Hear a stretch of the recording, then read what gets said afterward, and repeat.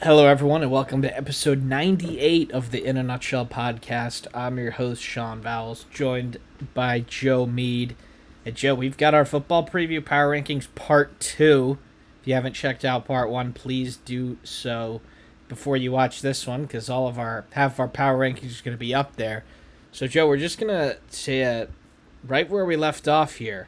We did the top 9 yesterday, and that means we're starting with Ohio State here in part 2. Joe, the defending national champions, still were tied for third place team in the Big Ten last year. So obviously, no other year would they have been able to even play for the title, but they do. They get really hot and they, sort of dismantle everybody.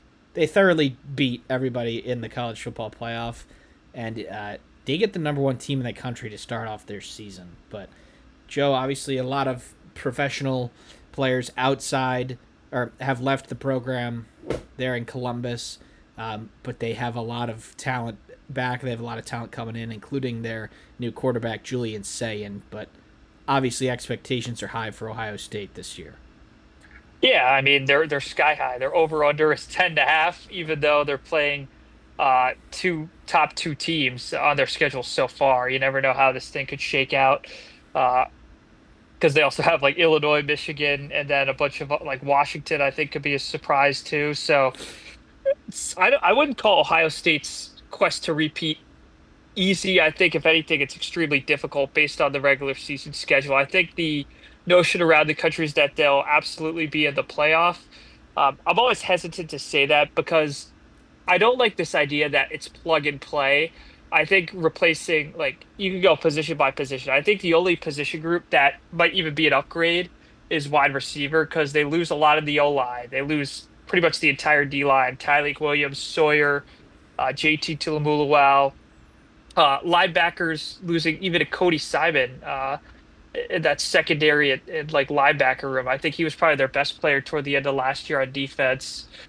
Keep Igbenusin but lose Denzel Burke. There's a lot more losses than acquisitions. I think probably the best one is Max Clare, the tight end from Purdue. But Sean, I don't think the acquisitions and then just filling in from recruiting is going to be necessarily the easiest thing, especially when you open up with Texas. Now, I do actually expect them to compete and perhaps even win that game. We'll get into that later, but I I don't think this schedule is as like I want to call it tranched as other teams. For example, I think there's certain gaps between games. Probably their hardest stretch is at Illinois, at Wisconsin, and then Penn State at home. But I'm going to be honest, Sean. I bet they're favored in all of those games. They're already a 2 TD favorite against Illinois. They're a 4 point favorite against Penn State. This is a team that competes for a national title every year. Probably my biggest worry for them is going to be the O line and run game. I think CJ Donaldson is a player. I do think Powers. Sorry, why am I blanking on the second running back? I do think losing Judkins and Henderson is going to be a big time loss, bigger time loss than they think. But I think with Ryan Day's play calling, I think with Hartline kind of being like the staple of that offensive coaching staff, and then the defense having Matt Patricia, I don't think there's going to be a massive step back as a whole as a team. I think the 10.5 is just about right.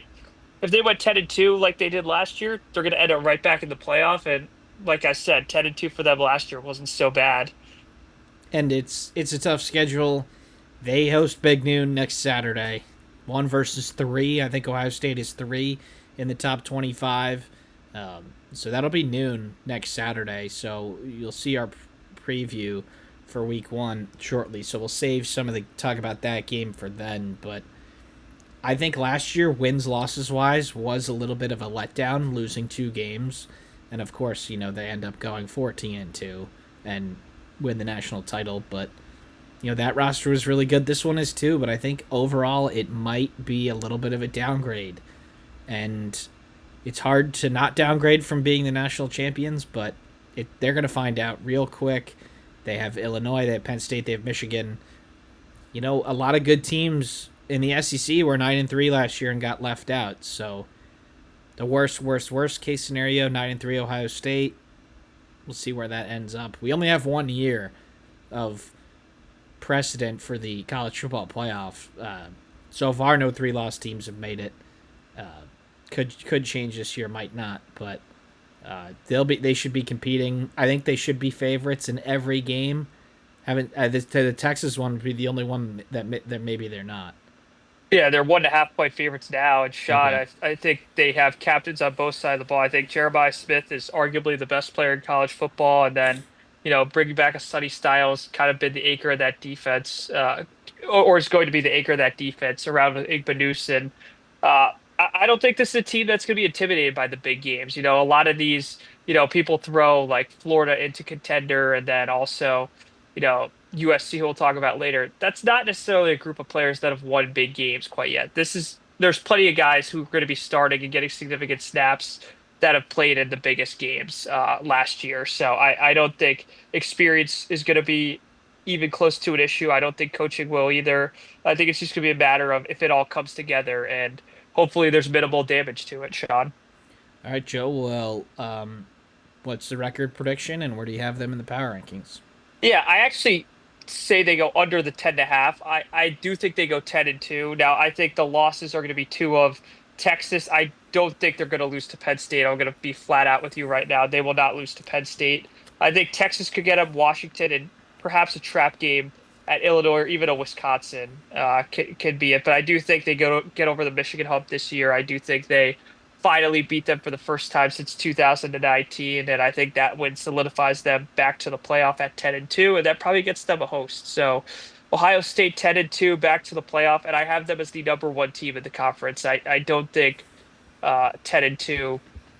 I'm not going to do it by record shot. I just think they Yeah, are the yeah. best team in the conference, like just roster wise, talent wise, and then I think coaching factors in as well. Yeah, and with how many teams are in the league, how unbalanced the schedule is, the actual standings is probably not going to tell the story on who the best team is.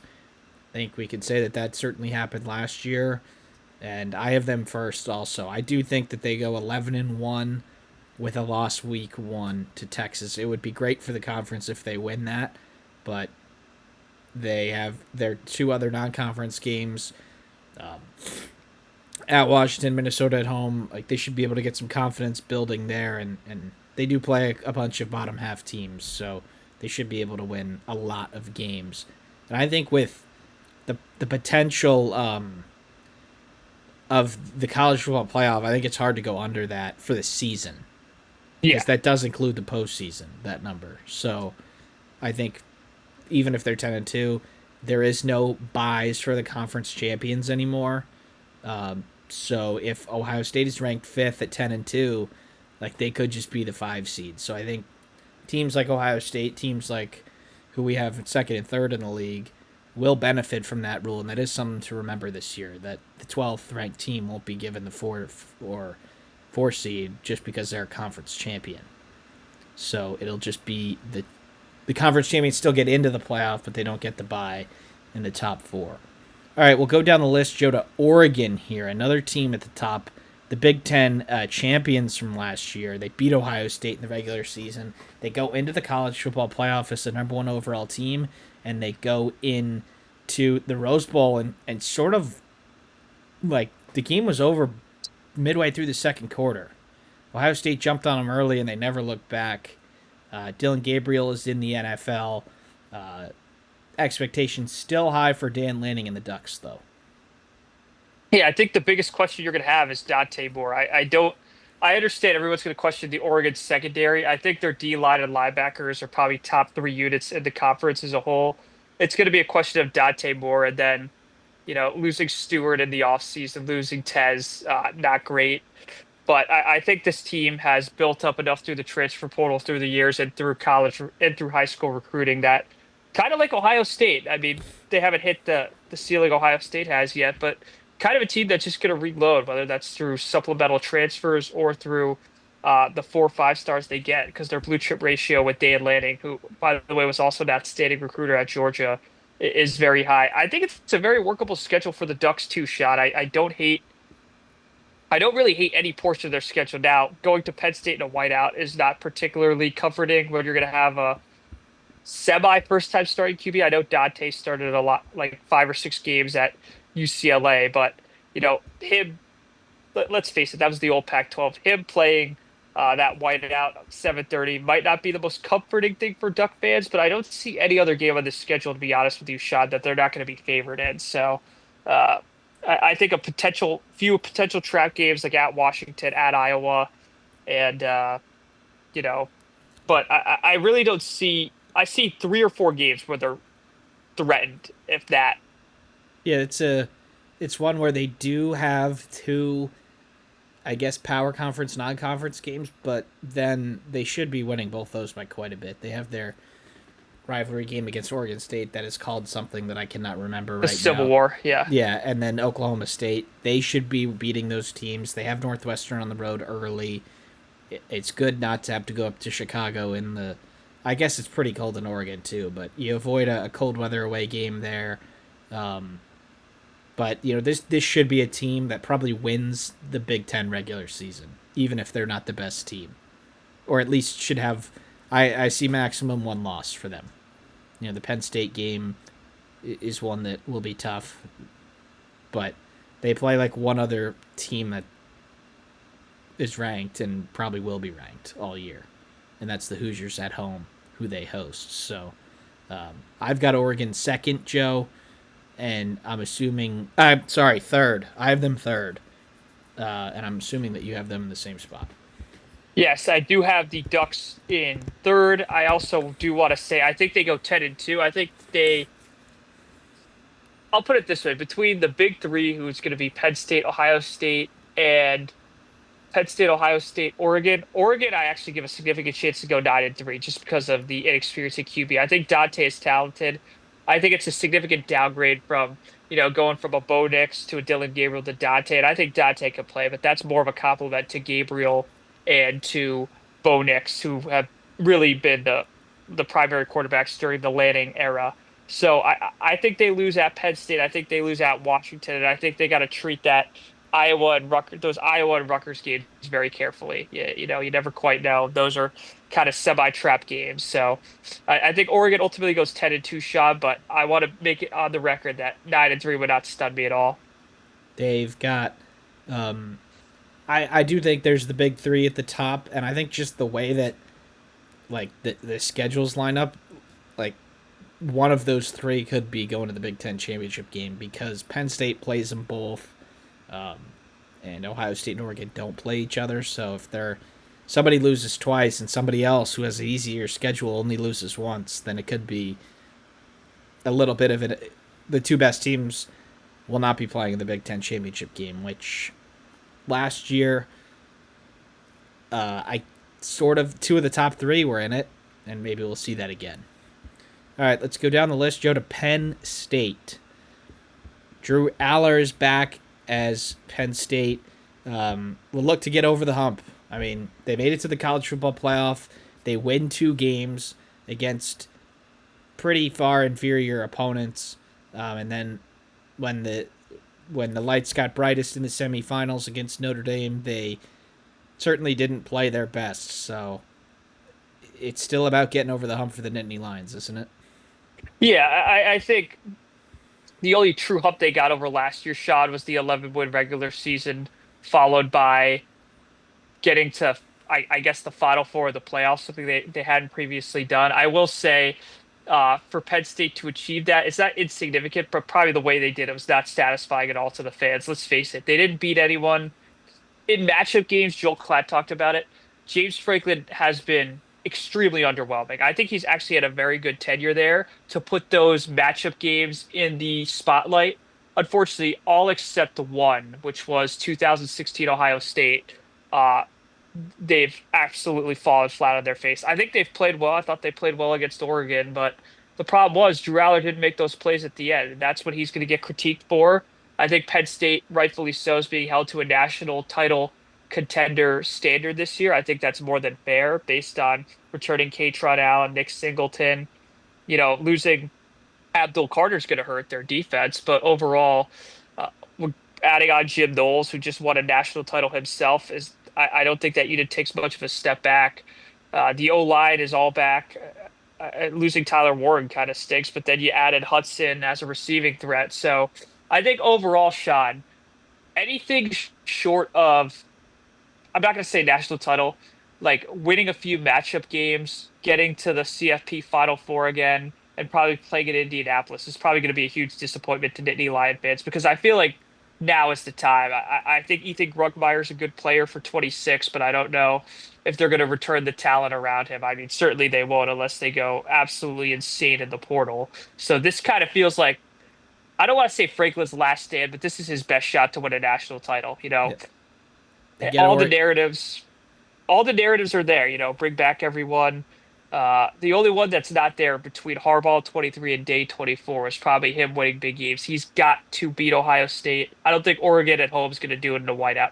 He's got to beat Ohio State. He's probably got to beat either Ohio State at in Columbus or win in Indy. And I think a lot of fans have questions answered. But if he doesn't do that and they don't play for a national title or at least play in that CFP Final Four, I think it's a massive disappointment given the talent and standard of this Penn State team. and the draw that I was talking about last year, or I wasn't talking about, but the way the seedings ended up, like Penn State was probably the biggest beneficiary from that. They got to play um, like SMU at home, who they were way better than, and then they got to play a conference champion in a neutral where they were significant favorites.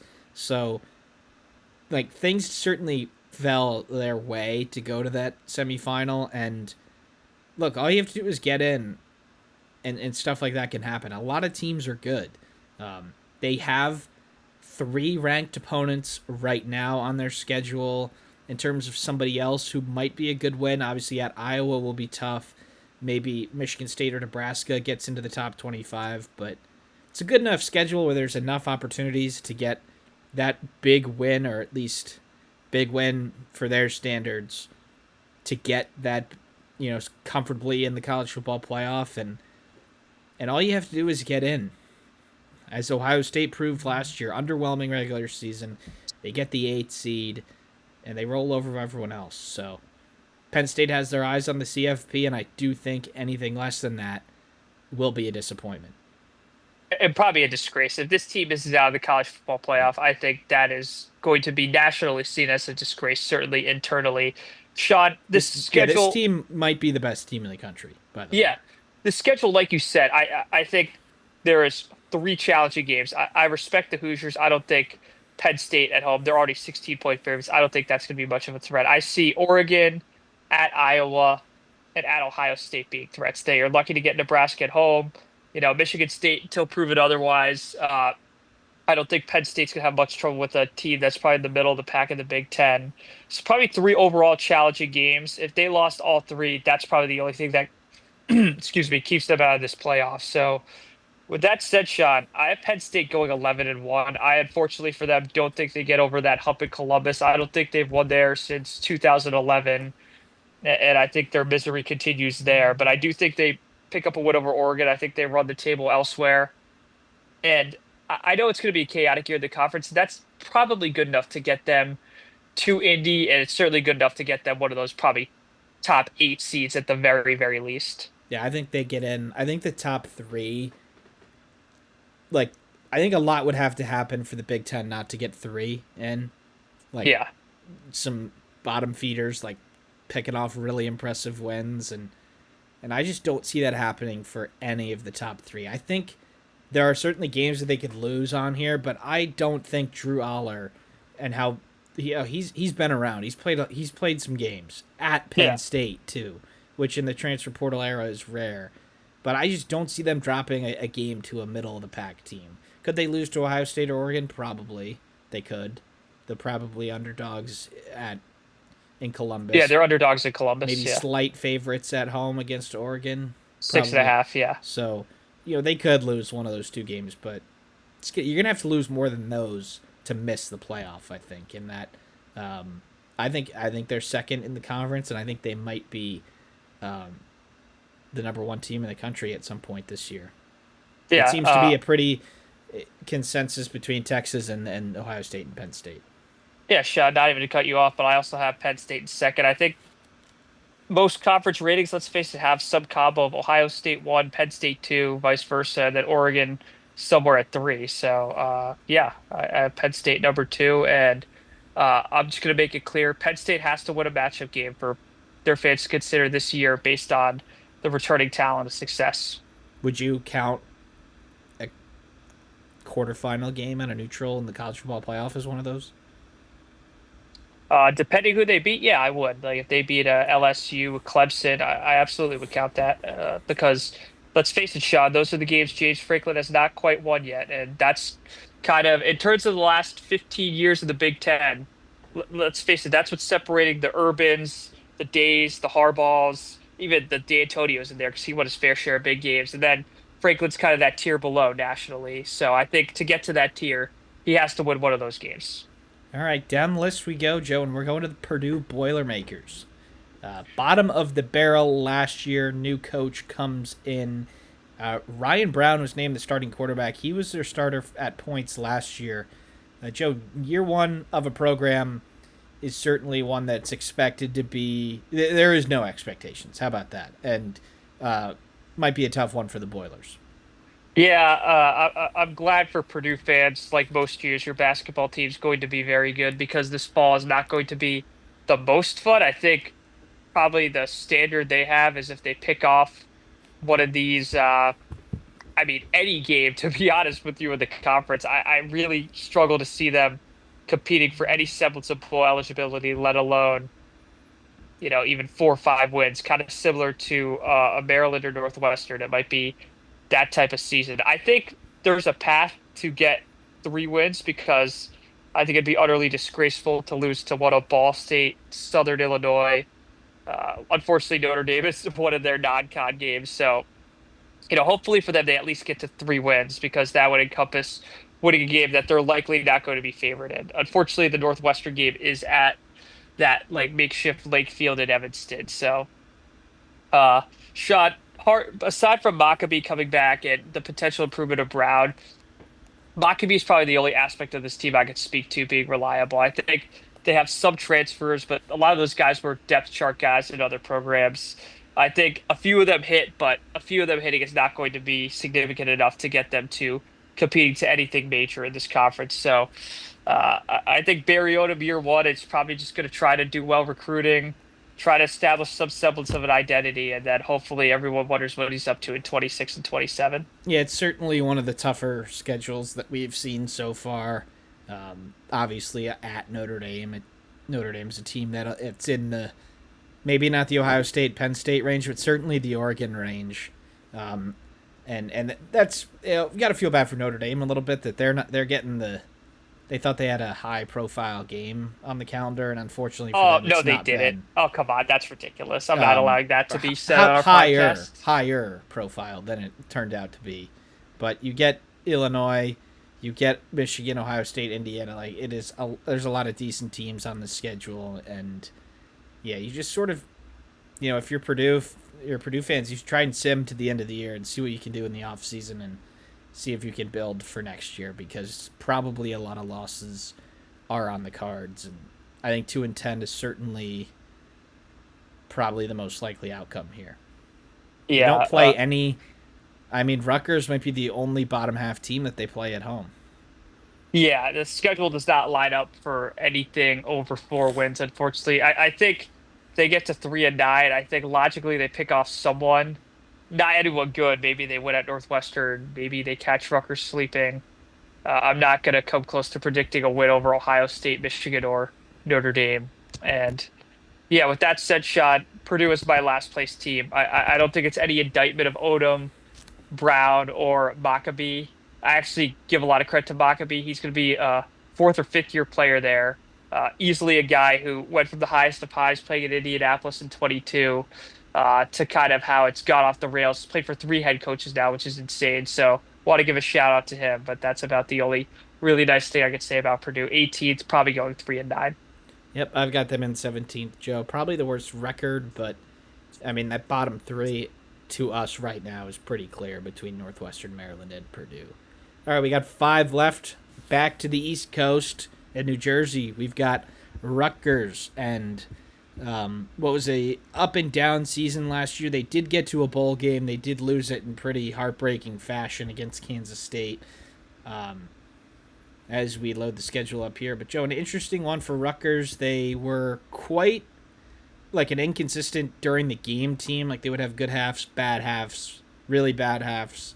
They get Ohio, Miami, Norfolk in the non-conference, and then they start off with Iowa, Minnesota, Washington away, Oregon, Purdue, Illinois away, Maryland, Ohio State and away, and then Penn State. Another really tough schedule. They play all three of the top three teams. They get our fifth and sixth place team too in Illinois, and might be a really tough one down there in New Brunswick.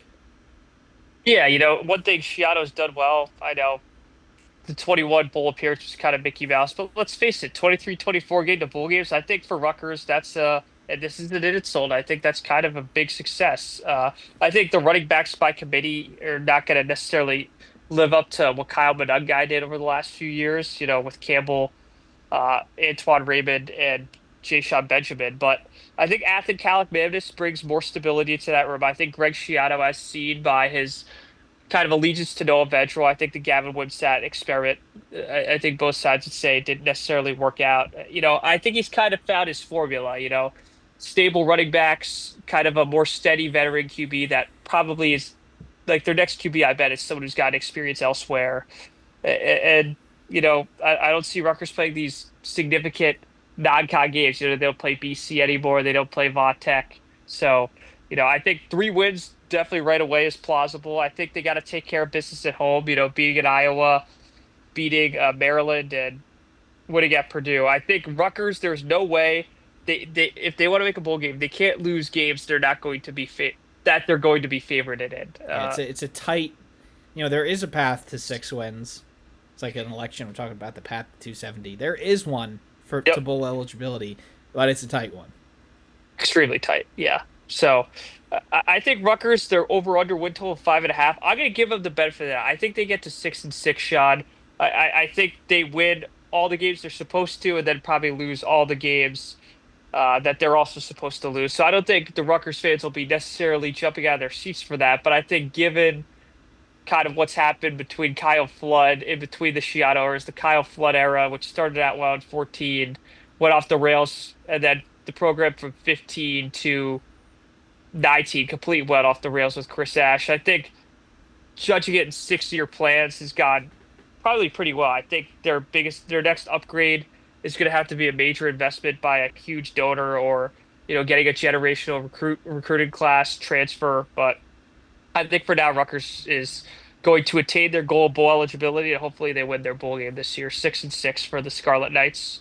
All right, I think 5-7. Unfortunately, just looking at what games they should pick off, and these middle of the pack teams they play on the road, like Minnesota, Washington, like they, from their point of view, they can't afford to lose those games to Rutgers, so it's going to be tough. I think 6 is the most that they'll get, but I think it's possible. But just trying to be, in terms of Rutgers staying in that middle of the pack, winning 2 or 3 Big Ten games every year. Like, I think they're just going to have to live with that in the age of the modern Big Ten. So, Joe, I've got Rutgers in 14th, and due to the spots remaining in your power rankings, I think it'll be pretty similar. Yeah, I have 13 for Rutgers. They kind of lower middle class. I think talent probably needs to improve for that program to make a jump. I think coaching's there. I just think the infrastructure of Rutgers, when Shiano said we're going to be number 1 in December of 2019, I still think a long way to go in terms of investment, and then in terms of sometimes luck is really what it is. If they can pick off one of these big games, maybe that jump starts the program to really upgrade. But 13th for Rutgers. All right, Joe, let's go back to the other coast, and let's go to UCLA. Year 2 in the program there, and they have a new quarterback, and potentially the weirdest offseason saga that I remember in college football, and it's Nico Amaliava, the Tennessee quarterback who went to the college football playoff last year with the Volunteers. He will be the new quarterback of UCLA. And Joe, other than that, the team last year was, very much swimming against the current with, installing their coach late in the cycle. And, last year was sort of the year that we said this year was for Purdue. No expectations, really compete, try and get people to come to your games. And, I don't think it was a terrible failure. I mean, they won a few more games than we expected, but year two is where we expect the Bruins to take at least a little bit of a step. Yeah, I think Nico Imalivia, and I'm sorry if I'm messing up that pronunciation, but I've yet to see consensus of announcers figure that out quite yet. I think it's a clear upgrade at quarterback from Justin Martin and then the Canadian QBs that kind of went on last year. I think the running back room with Javian Thomas, and this is going to be a theme of this episode, and Jalen Berger is an experienced room. Berger's been around the conference. Thomas had a pretty successful year at Cal, I'd say. The bottom line is, Sean, 5.5. I think this program to really feel like it's on the right track with Coach Foster is going to have to get back to a bowl game. I think their non-con is extremely unfavorable. Utah at UNLV, and I know UNLV didn't particularly look strong against Idaho. That's not necessarily an easy game. Not the most workable road games. I think there's some light at the end of the tunnel home. Maryland, Nebraska, and Washington home could be games they compete in. I think two of those three they could win, but they have to pick off a road game then, whether that's winning at Michigan State, winning at Northwestern, or perhaps upsetting the Hoosiers, because I don't see them winning the battle for LA nor the matchup they have with the Buckeyes. Yep. I just think it's, let's make some improvements here in year two. And if you find yourself at 5 wins with 3 to play, then get to a bowl. I think it's the good version of this season for UCLA sort of looks like Rutgers last year, where they won a few more games, they competed in a lot more than you'd expect, and they ended up getting to 6 and then bowl games. So I think something like that could be on the cards for UCLA. But in terms of build, they essentially had to build the program from scratch. I mean, coming to a new conference, there was a lot of games where they had. I know they're playing in the Rose Bowl, and I know that's unfair to expect them to fill that every game, but they can get some people in there, play an interesting brand of football. You have a high profile quarterback who didn't go. I mean, he may have gone there just for the check, but he's not gonna just. He wants to play in the NFL, so he's gonna try and win some games, and it's an interesting one for UCLA. I mean, I don't really didn't watch them a bunch last year, being with them on the West Coast, so I think it could be an up and down season for them, but I see them getting to 6 wins and getting to a bowl, and that leaves the 11th spot for me. I think they fall just short 5 and 7. I think there's all short of a significant. I'd say there's greater than marginal improvement for UCLA. I just don't think they quite yet have the backbone nor the infrastructure with this Foster regime quite yet. And I think that has a lot to do with their boosters. So I'm not blaming the coaches nor the players. So I have UCLA at 15th. I think they fall just short of a bowl game. But I think they pick someone off they're not supposed to. I think they lose a game. My bold prediction for them is they're going to lose a dumb game they're not supposed to and then win a game that probably they're more than TD underdogs in. So give me the Bruins to go 5 and 7, and maybe that gets them to a bowl game with APR and whatnot, and teams opting out of bowl games. Yeah, that the non-conference being difficult for them, it's not like a team that you'd want that for. Like, you'd want them to be, all right, let's get 3-0, see if we can get 3 wins in the Big Ten. Like, they could. I think they should beat New Mexico, but there's UNLV didn't look great. They're probably underdogs there, and then Utah is a team that's competed in the Pac-12 back in the day and then in the Big 12 now. But could be an interesting one. That leaves 3 teams left, Joe. You've got your 4th, 6th, and 14th spots open. I've got 8, 9, and 15. So let's go across town to USC.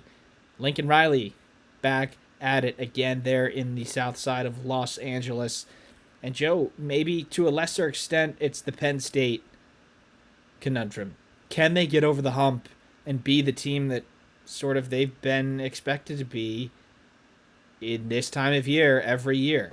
It's one they're playing in a big stadium too, at the Los Angeles Memorial Stadium. They've had, they haven't had the best attendance figures there in the past, but they certainly seemed like a team that played better than their record last year. They do have Notre Dame also on the road, the return game from last year, but they get Missouri State and Georgia Southern. They get Purdue, Michigan State, and Illinois early. Michigan, Notre Dame, Nebraska. That's a tough stretch there, and then they end with Northwestern, Iowa, and Oregon. But Joe, being that the spots that you have left, I gotta say that you're high on the Trojans. I'm a lot higher than national pundits are. I think Jada Maiva is often being seen as like kind of a fill-in QB. I don't necessarily agree with that. I think I, USC th- cert I think he's a solid QB. I think they certainly had the capabilities to go after guys, and they didn't. And I think that speaks to their confidence with him. I know everyone's going to talk about Hudson and Zachariah Branch transferring, but I like Jacoby Lane. I think he's a reliable passing option. I like the tight end room.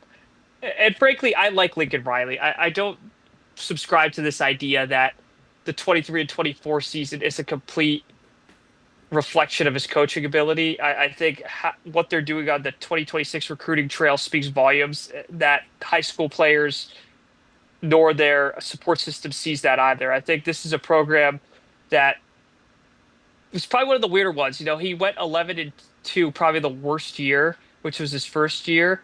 And then kind of the last 2 years have not been so great. But I think this year he gets it back on track. I think they go a surprising 9 and 3. I don't know. I don't think that's going to be surprising based on the talent level they have, but I think nationally people will find that surprising. I really like this. I think it's more balanced. I think his offense is more established now, and I also think last year they weren't as bad as their record indicated. They lost so many close games. There was like a stretch like when they lost to Michigan, Minnesota, Maryland.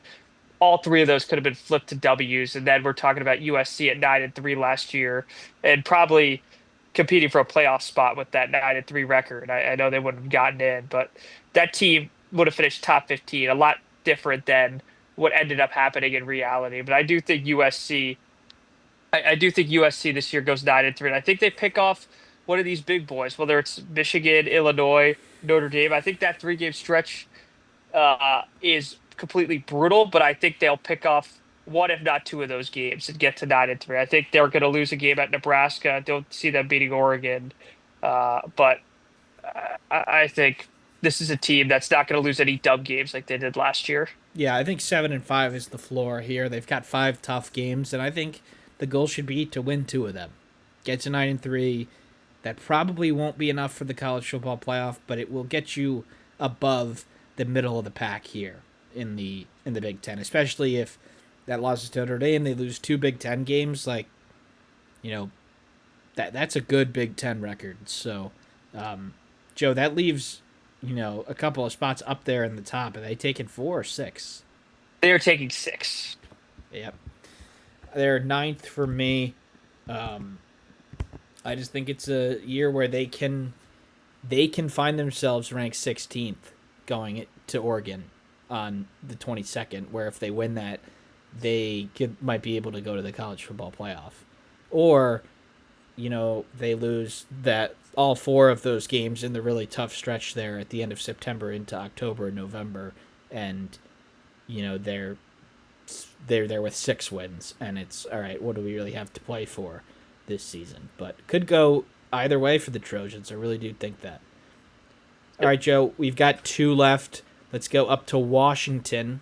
Jed Fish, year 1. An interesting year where they did not lose in the state of Washington, and they did not win outside of it.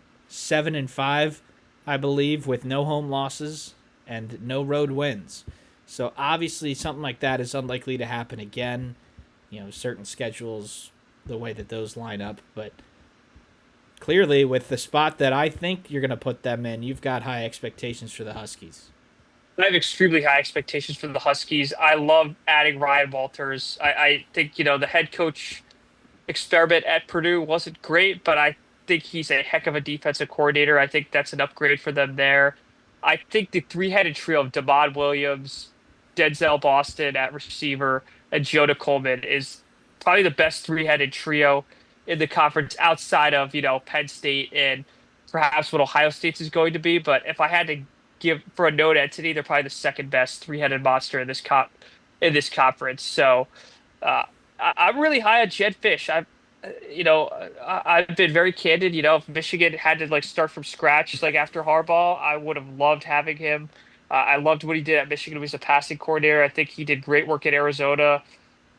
I think wherever he's gone as an offensive play caller, even from the time when he was with the Jaguars, you see the steady improvement. And I think that's kind of what his tenure is going to be defined at as Washington. I don't think they're going to necessarily be raising national title trophies, but I think they'll be competing for playoff spots. I look at the schedule. I don't think it's particularly challenging compared to some of these other teams. Ohio State, Oregon, you don't want to see that, but they get both of them at home. And And let's face it, Illinois at home. and Illinois at home. And let's face it, Washington's had more success against Oregon than Oregon's had against them of late, even in the Kalen DeBoer years. I think, I think Coach DeBoer indeed went 3-0 against Oregon, and I actually think Washington picks off that game as well. I think they beat one of the big bad two between. I'll guarantee at least this between Ohio State, Michigan, and Ohio State. I bet they beat one of those teams. And then if you add Illinois there, they probably win two of their four really challenging games. And there's not another game on the schedule they're not going to be favored in. Now, that doesn't mean they'll win those, but I think 9-3 for me is kind of my expectation with the 10-2 not being shocking to me. Yeah, this seems like where a lot could go right. Obviously, it's their toughest Big Ten game is their first one, so it's likely they go 0-1 in Big Ten play. But Joe, how about an upset on September 27th? And I mean, we're putting them in college football playoff projections. Yeah. I think expectations are high too. I think they're in that band of Indiana, Illinois, or really Michigan, Indiana, Illinois, Nebraska, Washington, USC. Can one of those teams have a special season and make the college football playoff? I think there is room for one, and they're in it. Um, I think, like you said, Jed Fish did a great job at Arizona. Tough to win football games there. Not a Big 12 pod, but you're swimming against the current with some of the programs that you're going up against in the Big 12. And I know they were in the Pac-10, or they're in the Pac-12 there. Not as hard to win there. But interesting situation in Washington. They have their two toughest games at home, three toughest games at home. And if their home field advantage is anything like last year, Joe, they're going to win at least one of those. Probably two. You'd have to Yeah. think, I don't know if the line's out for that Illinois game, but got to be pretty close to an even game. Yeah, and not only that, Sean, they haven't lost at home since 2021. So through the whole DeBoer and Fish era, undefeated at home, and I think that probably comes to an end, whether it's Ohio State or Oregon. But that's a notable that is a notable stat if I'm anyone who's Yeah. watched the sport ever. So I have Washington in fourth place. I think they just fall just short of the playoff at 9-3. I think they do I think those Oregon, Ohio State, and Michigan, they will definitely win one of those games. They're going to surprise some people, but I think with that, especially with Demond Williams being a young quarterback, they'll probably lose a game they're not supposed to. So 9-3 for the Huskies. I do think that'd be a successful season for them. And I think of all the Michigan, Washington, USC, Nebraska, you named, Indiana, I put Washington the most likely to make the playoff outside of the top three. All right, that leaves the eighth spot for me. And Joe, that means we've got one team left, Wisconsin. 15th for me, 14th for you. It's going to be, it was a tough season last year. They lose their quarterback early. They have a tough non-conference game against Alabama. Um, they do have a home field advantage that is still there, but expectations clearly lower up in Madison this time around. Yeah, I'd be pretty surprised if you told me in 2023 that Luke Fickell year three would be on a semblance of a hot seat. I think should this year go off the rails, he certainly could be on the chopping block. Over under set at 5.5 shot. I think they absolutely have to go to a bowl game year three, especially because they upgraded at QB with Billy Edwards. They're doing this running back by committee with Jeff Grimes as their new OC. I think he probably should have been their original OC in the Fickle era. I think the Lago experiment, I think Fickle would probably publicly admit that was a big time mistake, changing the identity of Wisconsin football from Bielema to Anderson to Paul Christ, which was a very successful 15-year run, if I do say so myself. So Darren Dupree and Dylan Jones, I think, are probably the team's going to go where Jones, Dupree, and Billy Edwards take them. I think it's that simple. I think their schedule is extremely unfavorable to Yeah. win 8 games. You play in Tuscaloosa, you go to the Big House, you go to Eugene, and then at home you got Ohio State, Washington. You go to Bloomington, Illinois. I mean, there's probably I might have listed off six more likely than not losses for the Badgers right there. Yeah, Joe, I don't think that they will be favored after the Maryland game. Looking at Yeah, this. except maybe Washington just because the home field advantage. But yeah, Yeah, but I tend Washington's to going to be agree. good. They're not Yeah, going to be favorites there. So, I mean, six ranked opponents, and obviously where these teams end up isn't known right now, but six preseason ranked opponents, that is incredibly difficult. And I think the situation for Billy Edwards might not be all that different from Maryland last year, where they have a team that is probably lower middle pack. He played some good football last year, but it was sort of in not winning football. And I don't mean to take a shot at him, but there was a lot of good plays that he had when the game wasn't close. And can he is it seems like that might just happen again, where he might put up 24 points against one of these good teams, but they're going to lose 42-24, and it's not really going to be a close game. But really hard schedule. You get a lot of these good teams, maybe one bottom half team by our measures, and that would be their first one against Maryland. And Billy Edwards is going to come ready to play for that one, especially if it's a week after a predictably huge loss at Alabama. But after that, Joe, it's hard to see them winning more than a couple games. yeah, Sean. I think ultimately Wisconsin goes 6-6. I think they're not going to pick off Oregon, Ohio State, and Indiana. I bet maybe they win one of these games. Maybe they upset Michigan at the Big House. My actual prediction would be that they beat Illinois and then finish the year winning in Minneapolis against the Gophers to get them to 6-6, which probably saves Fickle's job and puts him probably on the hottest seat nationally, certainly in the conference for 2026, unless Loxley survives or like Smith somehow massively underperforms this year at Michigan State. So 6-6 for the Badgers. I think they go just over that 5.5, but I think that's kind of not what they're really hoping for. I think they're looking for a 7-5, probably a good 7-5 with wins over the rivals, or 8-4 is what the fans are looking for. But I'm going to be honest, Sean, there's no way they actually expect that. Yeah, I think 4 wins is my prediction, and I think he's out. I think Maryland and Wisconsin will have vacancies in December and January, and it's a really tough year 3 schedule. If you want to make a jump, 6 ranked opponents off the rip is very difficult. Playing in Tuscaloosa, if you want to make a jump, I don't care if you're Ohio State, Michigan, anyone. That's Yeah, a truly horrible idea. and one bottom half opponent in the Big Ten, Yeah. maybe two if you want to count Minnesota, but I mean that's a rivalry game on the road, so it's going to be a tough one. We both think for the Badgers in Madison. All right, Joe. Well, that's all 18 Big Ten teams. Week 1, no Big Ten teams in action in Week 0. That was this weekend. But we've got quite a few games next week in Week 1. So be sure to look out for that Week 1 preview. Thank you for tuning in, and we'll see you next time.